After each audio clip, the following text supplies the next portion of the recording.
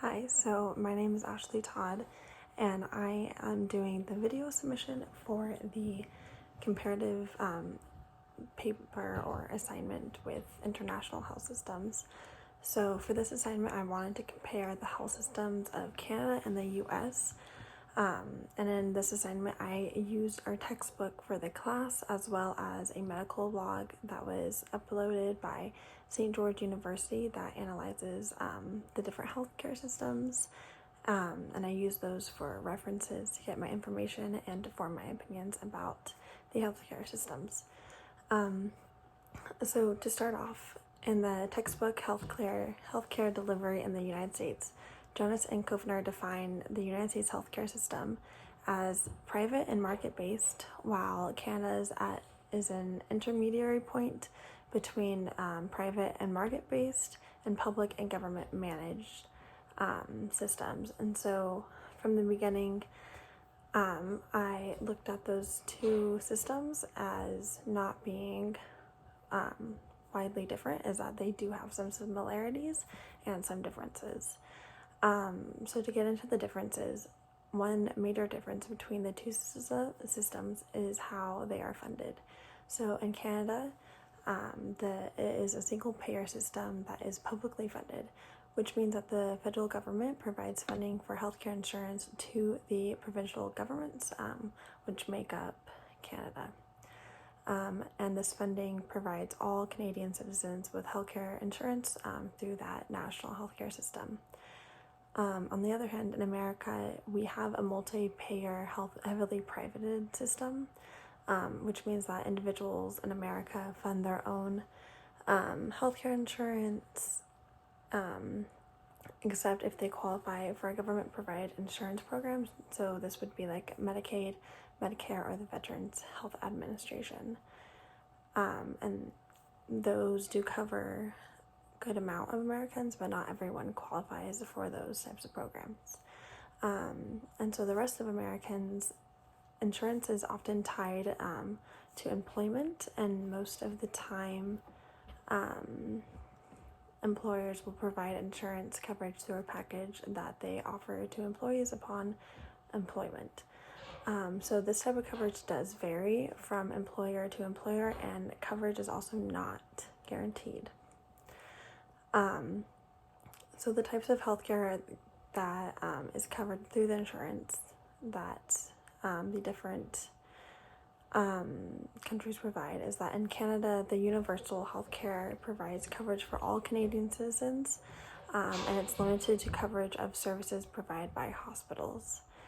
So, and also the provinces are able to provide insurance for additional health services such as prescriptions, long-term, and dental care.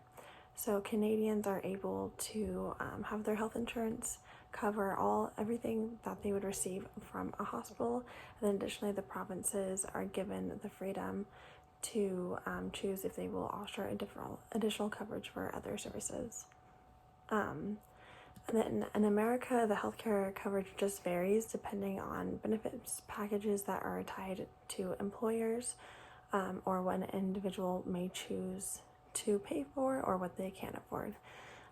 With the Patient Protection and Affordable Care Act that started in 2010, individuals are required to obtain a minimum essential coverage through either an employer or in a private insurance. And it also mandates that an employer has to cover essential healthcare benefits, such as emergency services, hospitalization, lab reports, and other things among that. So before I talk about will it work in America, I kind of wanted to think about how could this improve America's system. Not only can it work in America, but would it actually help us? And so one thing that I found is that in Canada, in 2016, it spent less of its GDP on healthcare than the US, but it still scored better on health outcome measures such as infant mortality and death. And so looking at that, Canada spends less of their GDP on healthcare than the US, but they have better health outcomes. So if we were to model our system after the Canadian one, we may be able to provide high quality healthcare while spending less of our GDP on it. Also, according to the textbook, Canada has less separation that exists between physicians and hospitals, and this is due to the way that they pay their physicians and how they work both in community-based practice and in hospitals. And I think this would allow for a better continuum of care so that the separation that we may see in care in America may be able to be fixed by that. Also, according to the textbook, lower income residents of Canada are less likely to report barriers to healthcare than those in the same situation in America. So if we were able to implement this healthcare system in America, hopefully we would improve the barriers that exist in low-income areas that make it hard for them to provide healthcare or to access healthcare. So overall, I do believe that the Canadian healthcare system has the potential to work in the United States. As I mentioned earlier, it is not a completely different system from the US, but the difference is that it does have the potential of improving the US healthcare system.